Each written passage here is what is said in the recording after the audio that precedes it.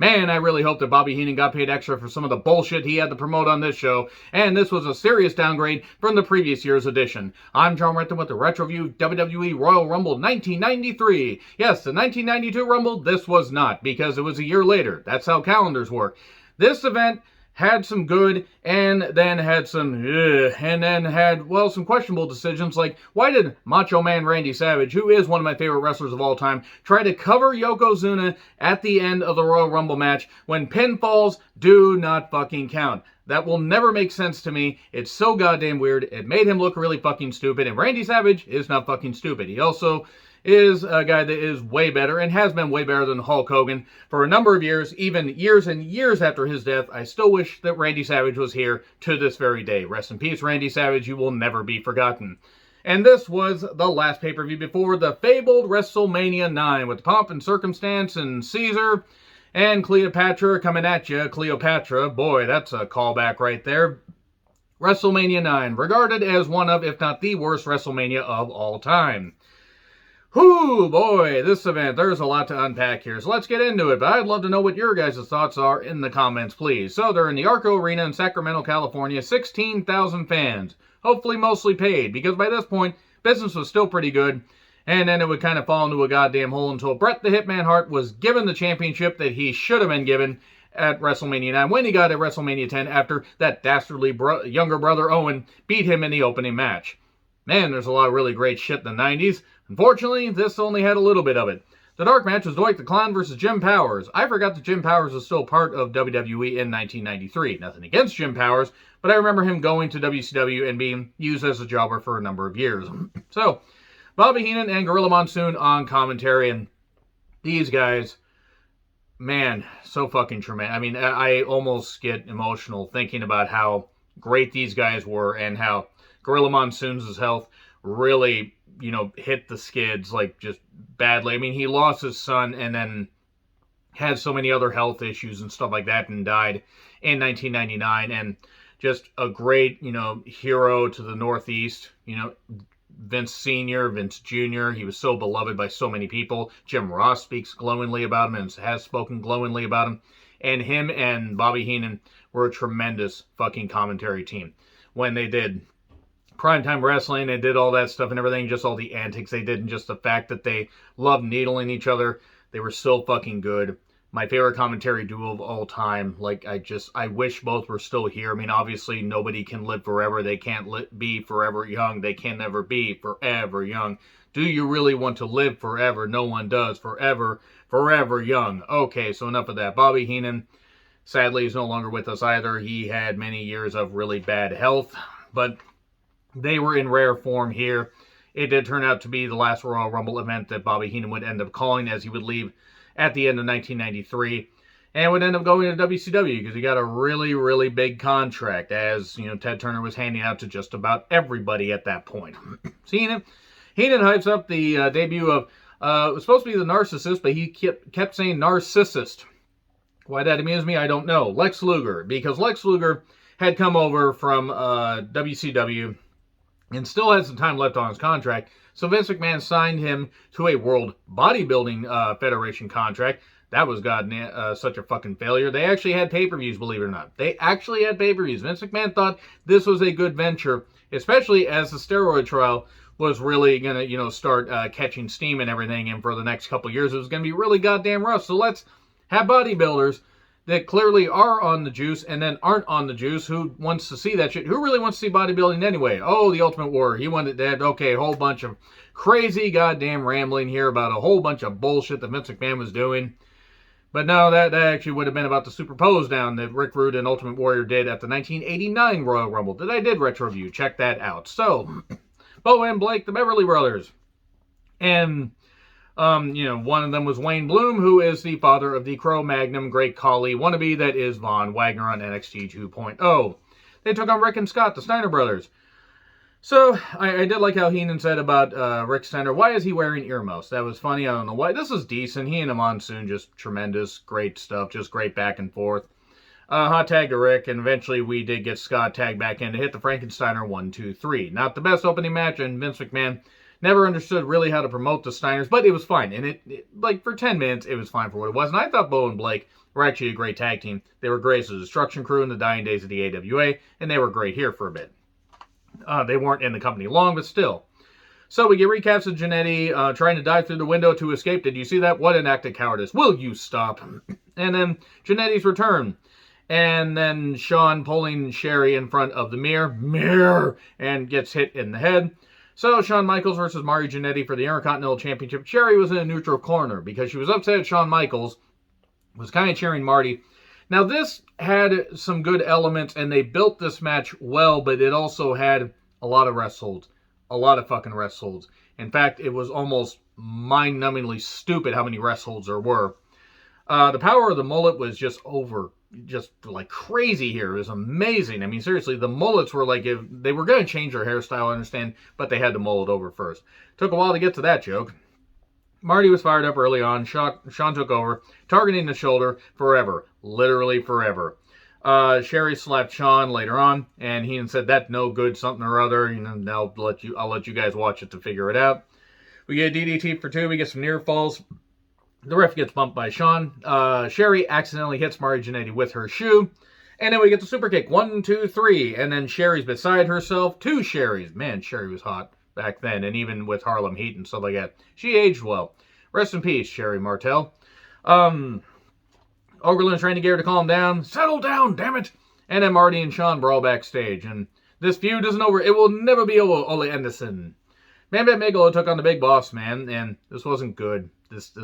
These are 2 really good talents. Boss Man would be gone by, I think, the summer or fall of '93, would go to WCW. Bam Bam Bigelow would stick around the company for a couple more years, including carrying Lawrence Taylor and the Mania 11 main event. Bam Bam targeted him forever, like just beating him up. Boss Man got a bit of a flurry, but diving headbutt 1, 2, 3. This is like 95% Bam Bam Bigelow with him targeting the back and whatever. Recaps of Razor targeting Owen to get the Brett. Razor says he'll win the title. Razor entrance. Brett has a pre-tape where he says he's going to win. And Stu and Helen are in the front row. So Bobby Heenan naturally makes some comments about them. Brett versus Razor for the WWE Championship match. According to Brett in a shoot interview that he did the timeline of WWE or WWF in 1992, he's actually supposed to face the Ultimate Warrior, and Ultimate Warrior was going to put him over in the sharpshooter. I'm not saying that I don't believe Brett. I'm just saying that I don't believe that Vince could have convinced Warrior to do that. Brett versus Warrior also wouldn't have been nearly as good as this. Naturally, it was quite good. Razor, considering the fact he had just come in the company like 8.5 months prior, getting this kind of push, Brett could get a really good match out of him. And Scott Hall had worked various territories. AWA, he'd worked in WCW as a Diamond Stud, and he was finally getting this serious push. Brett did get shoved into the post ribs first.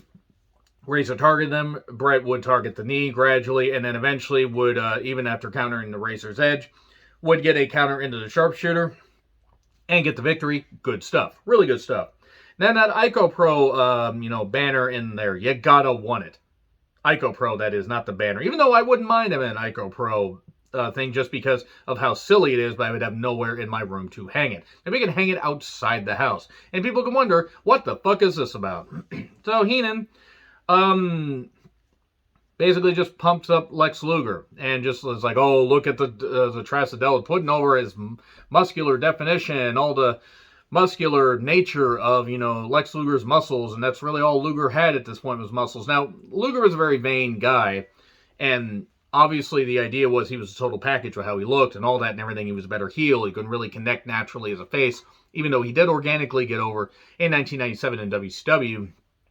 They tried the force push a few months after this and didn't have him win the title at SummerSlam 93, and that turned out to be a goddamn mistake. But he's just talking to him and just doing all this stuff and pumping him up and everything and doing all this. This took forever. I felt bad for Heenan.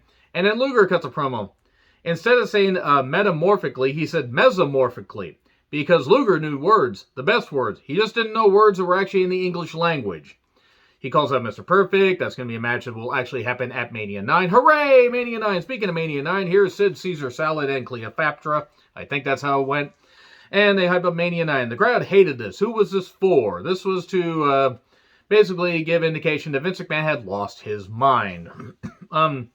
You will dine on succulent food, says Caesar. Caesar, you got stabbed in the back by, et tu, Brute. You got stabbed and everything by your close confidant.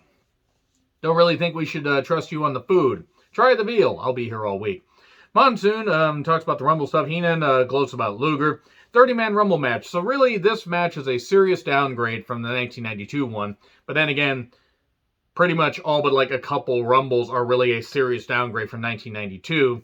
That's my favorite Rumble of all time. Nothing is ever going to change that. Not even, the passage of time will change how I feel about that. Flair was number 1 instead of being number 3 in 92. So Heenan's like, what's 2 more spots? Bob Backlund had recently made a return to the company and was in at number 2 and lasted 61 minutes. And he eliminated 2 people. So he didn't exactly have the best time. He didn't really eliminate a whole lot of people. In fact, outside of Yokozuna, no one else, I think Undertaker eliminated 4, but the whole point is Yokozuna was the one that eliminated the most, and he only eliminated 7. Papa Shango's here. He might make them both disappear. And Backlund getting beat up, and Heenan says, can you get arrested for beating up the elderly? And Virgil was in at number 6, Jerry Lawler at number 7 without the crown, because apparently people had taken the dump in it, because Jerry Lawler, had kind of rubbed some people the wrong way. Also, it was kind of amusing. Max Moon was number 8. Tenru was number 9. Perfect was in number 10, and Heenan was just losing it. No. He's just losing it. They would have a loser leaves the company match on the following Raw. Skinner comes in, and Perfect eliminates Flair. And Monsoon's like, your meal ticket's out of here, brain.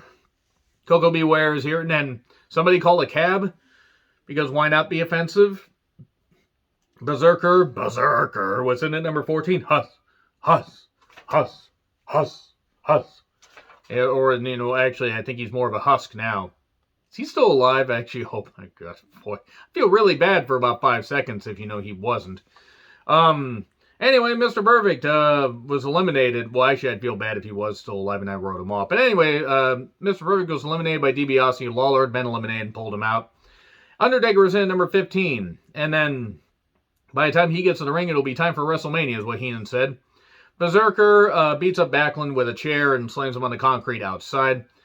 So Terry Taylor's in at number 16, so his WCW contract had been up, and he decided to come back, not as a tailor-made man, but come back in the same tights that he had when he was the Red Rooster. Granted, he had red tights before, but people in WWE were going to remember him as the Red Rooster, and he only lasted 24 seconds before getting dumped out with Coco Beware. Suddenly, the Giant Gonzalez shows up, and they could have gotten to SummerSlam before he was able to do what he could have done. He had to be almost led around. Like, he was supposed to beat up The Undertaker, and this was supposed to be it was supposed to be a slow process, but not so slow that if they had gone any slower, they would have been going backwards. Damien Demento, IRS Tatanka, sags from 17 to 20. This took forever because Undertaker just, after getting beat up, posted and everything, and eliminated, even though Giant Gonzalez wasn't in there, he got rose up by Paul Bearer. Oh, yes, Undertaker! And he got him out of there. And then Fatu was in at number 22 for The Rock, for the people. He actually got slapped around by Sika. And he says, look at him. He got beat up before he got... And then noted employer of murderers in Puerto Rico, Carlos Colon, that piece of shit. I like to say right now that if Carlos Colon dies horribly, I will not feel bad. The Bruiser Brody murder, in case you're wondering what I'm fucking talking about. A lot of fighting this youngster. Monsoon says he was 44 at the time, would be 45 in July. Also, he's a fucking murderer, he covers up murders because he's a piece of shit. Fuck Carlos Colon. And fuck the fact that he's still living. Anyway, Backlund was still in there. Martel was number 26.